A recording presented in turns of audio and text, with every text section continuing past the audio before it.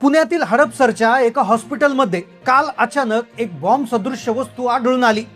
एक जुनं हॉस्पिटल ज्याच्यात शेकडो रुग्ण ऍडमिट होते आणि ते हॉस्पिटल अतिशय गजबजलेल्या एरियात होतं। जर स्फोट झाला असता हजारो लोकांचा अंत झाला असता। ताबडतोब पोलिसांना बोलावण्यात आलं। पोलिसांनी ती वस्तू ताब्यात घेतली। त्यानंतर बॉम्ब शोधक पथक आलं। बॉम्ब शोधक पथकांनी ती वस्तू तिथून 1 किलोमीटर लांब नेली। तब्बल 4 तास संपूर्ण महाराष्ट्रामध्ये काल रात्री भीतीचं वातावरण होतं। पण आज जेव्हा त्या हॉस्पिटलचा सीसीटीव्ही फुटेज चेक करण्यात आला तेव्हा त्यात जे दिसलं त्याने सगळीकडे खळबळ उडाली। कारण आज या प्रकरणाचं असं सत्य उघडकीस आलं। एक असं मोठं नाव याच्यात समोर आलं आहे। सीसीटीव्ही फुटेज मध्ये जे दिसलं, जो व्यक्ती दिसला, तो पाहून महाराष्ट्राला दुसरा सगळ्यात मोठा धक्का बसलाय। खरं तर ही घटना काल सायंकाळी घडली, पण याचा तपास आज पूर्ण झाला आणि सीसीटीव्ही फुटेज मध्ये याचा खरा मास्टर माइंड समोर आला। नाव ऐकताच देश हादरला। मग नेमका कोण व्यक्ती होता की ज्याने ही वस्तू तिथे नेऊन ठेवली? कोणाला ते हॉस्पिटल उडून द्यायचं होतं? त्या सीसीटीव्ही फुटेज मध्ये नेमकं काय दिसलं? कोण होता तो मास्टर माइंड? चला जाणून घेऊया या संपूर्ण प्रकरणाचा सविस्तर रिपोर्ट। दिवस होता बुधवारचा, तारीख होती 13 मे। पुण्याच्या हडपसर मधील गजबजलेला परिसर। हॉस्पिटलचं नाव होतं उषा किरण। उषा किरण हॉस्पिटलमध्ये नेहमीप्रमाणे रुग्णांची ये जा सुरू होती। 40 वर्ष जुनं हॉस्पिटल विश्वासाचं केंद्र आहे। संध्याकाळचे साधारणपणे 7 वाजले होते आणि अचानक एका ओरडण्याने संपूर्ण हॉस्पिटलची शांतता भंग पावली। पहिल्या मजल्यावर आयसीयूच्या शेजारील पुरुष स्वच्छतागृहात सफाई कर्मचारी महिला तिथे गेली होती। तिला बेसिनच्या खाली काहीतरी चमकताना दिसलं। जवळ जाऊन पाहिलं तर काळजात धस्स झालं। एक वायर, एक घड्याळ आणि जिलेटिनच्या कांड्यासारखी तिथे वस्तू लपून ठेवली होती। त्याच्यावर एक घड्याळ लावलं होतं, खाली 2 कांड्या होत्या आणि वायरी जोडलेल्या होत्या। अगदी एखाद्या पिक्चर मध्ये जसं स्फोटक दिसतं तसंच दिसत होतं। त्याच्यावर टाइम दिसत होता 7 तास 12 मिनिटं आणि ते मिनिटं कमी कमी होत होते। 7 तास 11 मिनिटं, 7 तास 10 मिनिटं असं करत करत तो टाइम कमी होत जात होता। वेळ वेगानं कमी होत होता। त्या महिलेनं प्रसंगावधान राखलं आणि थेट हॉस्पिटलचे प्रमुख डॉक्टर विलास गायकवाड यांना गाठलं। आता तोपर्यंत लोकांना वाटलं होतं दुसरंच काहीतरी असेल। हॉस्पिटलमध्ये कुणालाच काही कळवलं नाही, पण आज सीसीटीव्ही कॅमेऱ्यामध्ये जे उघडकीस झालं त्याने सगळं सत्य बाहेर आणलं। पण विचार करा, त्या टॉयलेटमध्ये ती वस्तू कुणी ठेवली? तो नेमका व्यक्ती कोण होता? कोण मास्टर माइंड होता? त्याचं काय नाव आज समोर आलेलं आहे, ते आज सगळं सत्य समोर येणार होतं। पण काल त्या महिलेला काहीच माहित नव्हतं। तिने जाऊन तिथले जे मुख्य डॉक्टर होते त्यांना सांगितलं।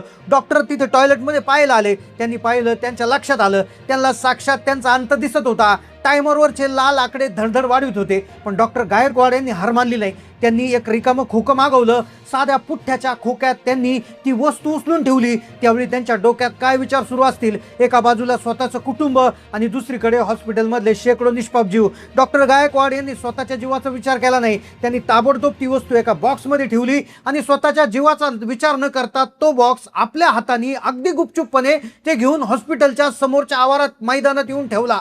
म्हणजे हा क्षण एखाद्या चित्रपटातल्या सीन सारखा होता। त्यांना समजलं होतं ही जर वस्तू इथंच फुटली तर रुग्णांना त्या ठिकाणी प्रॉब्लेम होईल, म्हणून त्यांनी स्वतःच्या जीवावर उदार होऊन त्या ठिकाणी ती वस्तू ठेवली। पण कुणालाच माहिती नव्हतं की पोलिसांनी सीसीटीव्ही तपासल्यावर आज जेव्हा जे सत्य समोर येणार होतं त्यांनी सगळे आदरणार होते। कोण होता तो मास्टर माइंड? काय झालं सत्य? कोणतं नाव समोर आलं? पोलिसांचं ताबडतोब बॉम्ब शोधक आणि नाश पथक त्या ठिकाणी दाखल झालं। परिसर रिकामा करण्यात आला। पेशंटला हलवण्यात आलं। नातेवाईकांच्या चेहऱ्यावर थरकाप शब्दात मांडण्यापलीकडचा होता। पोलिसांनी निर्णय घेतला की ही वस्तू तिथं निकामी करणं धोक्याचं आहे। रात्रीचा अंधार पडला होता।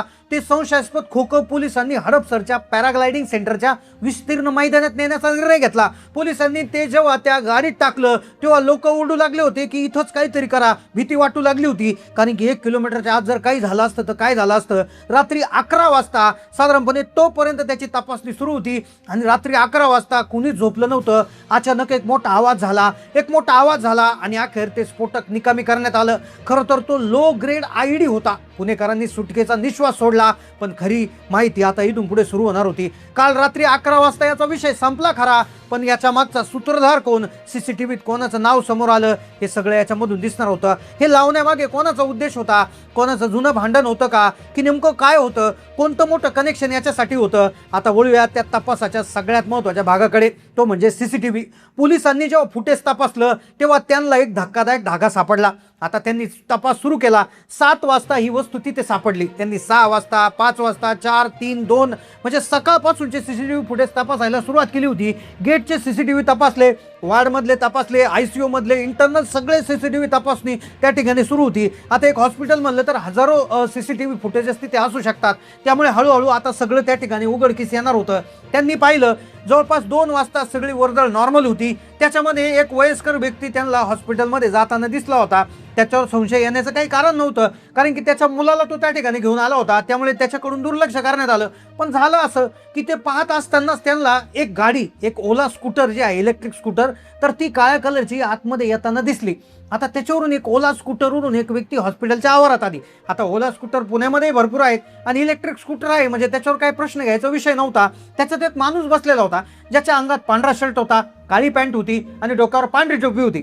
आता CCTV मध्ये जे समजणार होतं, जे मोठं नाव समोर येणार होतं, त्याने सगळीकडे त्या ठिकाणी एक वातावरण बदलणार होतं. खरं तर बऱ्याच वेळा असं पाहिलं गेलं, या व्यक्तीकडे पाहिलं गेलं, एका व्यक्तीला संशय देखील आला, पण त्यांनी तिथे काहीच केलं नाही.